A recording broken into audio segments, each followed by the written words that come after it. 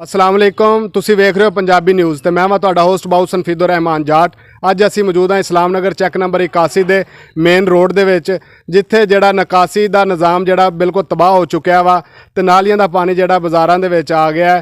तो असी जिहड़ा वा अहले महल्ला वालियां कोलों पुछांगे कि उन्हां नूं इत्थे की मसले मसाइल ने। मोटरसाइकिल सवार जिहड़े साडे कोल मौजूद ने असी उन्हां कोलों पुछांगे कि पानी की निकासी दे उन्हां नूं जिहड़ा वा किहड़ी मुश्किलात का सामना वा। अस्सलाम वालेकुम भाई जान जी वालेकुम अस्सलाम।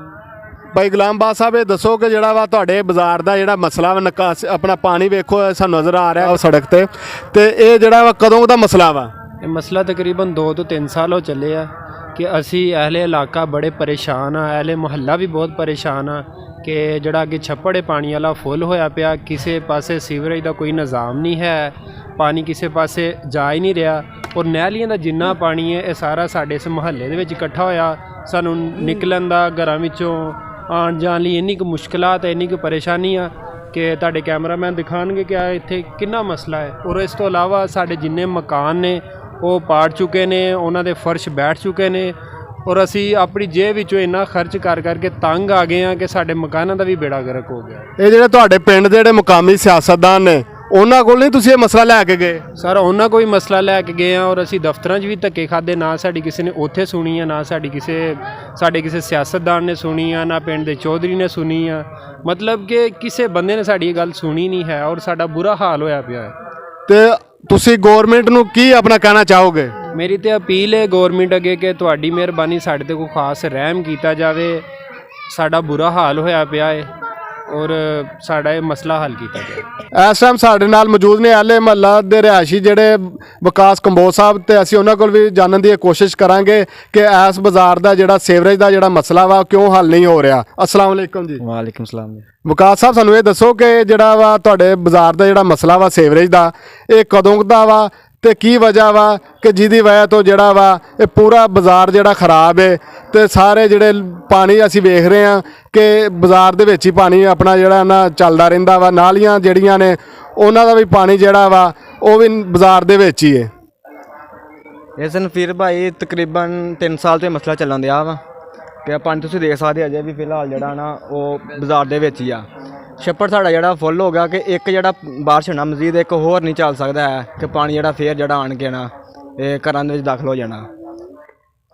ते आ जिहड़ियां वैणियां ने वो सारियां खराब ने, टोए बने ने कि पानी जो बारिश पैंदी आ सारा पानी टोयां च खलो जांदा आण के ते जिहड़े आ मकान ने सारे जिहड़े खराब होए ने, पाटे पे ने लोकां दे। एक बारिश होर नहीं चल सकदा जिहड़ा छप्पड़ आ ते पानी फिर आ जाना विच घरां दे विच।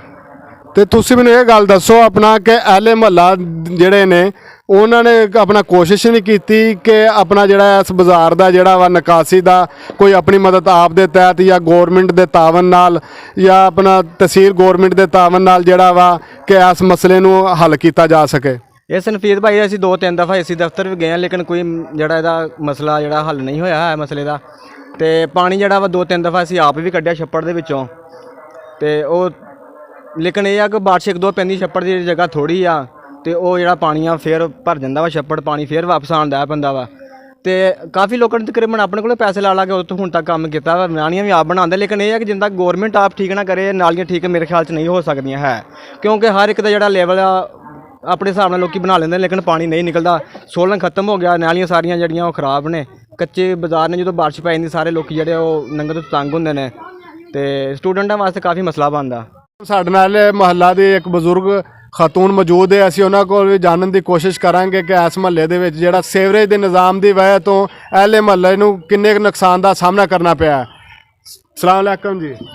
वालेकुम सारे अंदर साढ़े पाट गए, बेशक देख लो आन के अंदर साड़ी कंधा पाटियां ने, दोबारा असीं सरिये पा के कंधा से पाए ने ते फर्श साढ़े सारे बह गए सी ते फर्श असीं दोबारा भरे ने।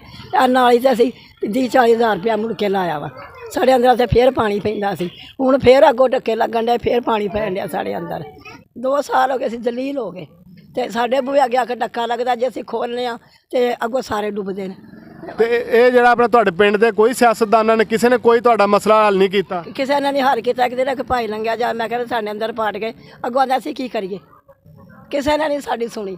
मेरा पुत सवेरे दिहाड़ी 600 की ला के असीं ओह नालियां ते लांदे, हुणी टुट गई सी ਤੇ ਪੁਲੀ ਫਸੇ 6000 ਰੁਪਇਆ ਲਾਇਆ ਮੁੜ ਕੇ ਦੁਨੀਆ ਤੰਗ ਹੋ ਗਈ ਸੀ ਹੈ ਰਕਸਮੇ ਇਤਨਾ ਔਖਾ ਹੋ ਕੇ ਲਾਇਆ ਤੇ ਬੜੀ ਮਜਬੂਰੀ ਨਾਲ ਲਾਇਆ ਸੀ ਤੇ ਅਸੀਂ ਉਹਨਾਂ ਨੂੰ ਵੋਟ ਨਹੀਂ ਦੇਣਾ ਜਿਹੜਾ ਪਿੰਡ ਦਾ ਲੈਣਾ ਆਵੇਗਾ ਜਿਹੜਾ ਸਾਡੇ ਸਭ ਗਲੀਆਂ ਨਾਲ ਬਾਜ਼ਾਰ ਦੇ ਤਾਵਨ ਕਰੇਗਾ ਅਸੀਂ ਉਹਨੂੰ ਦੇਵਾਂਗੇ।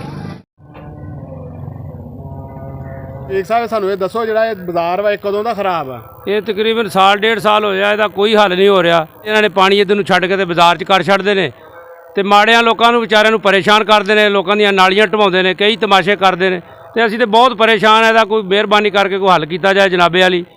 ਤੇ ਇਹਨਾਂ ਲੋਕਾਂ ਨੇ ਬੜੀ ਹਮਾਕਤ ਦੇ ਨਾਲ ਲੋਕਾਂ ਦੇ ਬੂਹਿਆਂ ਦੇ ਅੱਗੇ ਪਾਣੀ ਛੱਡ ਕੇ ਤੇ ਆਪ ਪਿੱਛੋਂ ਚਲਾਈ ਜਾਂਦੇ ਨੇ। ਇਹ ਜਿਹੜਾ ਵਾ ਆਪਣਾ ਮਸਲਾ ਜਿਹੜਾ ਵਾ ਇਹ ਤੁਸੀਂ ਆਪਣਾ ਕੋਈ ਆਲਾ ਹੁਕਾਮ ਅੱਗੇ ਨਹੀਂ ਉਠਾਇਆ?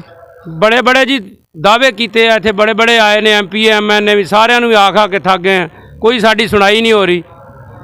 ਤੇ ਤੁਹਾਡੇ ਜਿਹੜੇ ਪਿੰਡ ਦੇ ਮੁਕਾਮੀ ਸਿਆਸਤਦਾਨ ਨੇ ਉਹਨਾਂ ਦਾ ਇਸ ਮਾਮਲੇ ਦੇ ਵਿੱਚ ਕੀ ਕਿਰਦਾਰ ਆ? ਕੋਈ ਦਿਲਚਸਪੀ ਨਹੀਂ ਲੈ ਰਿਹਾ, ਆਪੋ ਆਪਣੇ ਘਰ ਬੈਠੇ ਨੇ, ਜਿਹਦੇ ਕਿਸੇ ਦੇ ਘਰ ਜਾ ਕੇ ਆਖੀ ਦਾ ਕੋਈ ਗੱਲਬਾਤ ਸੁਣਦਾ ਹੀ ਨਹੀਂ ਆ ਜਨਾਬੇ ਵਾਲੀ।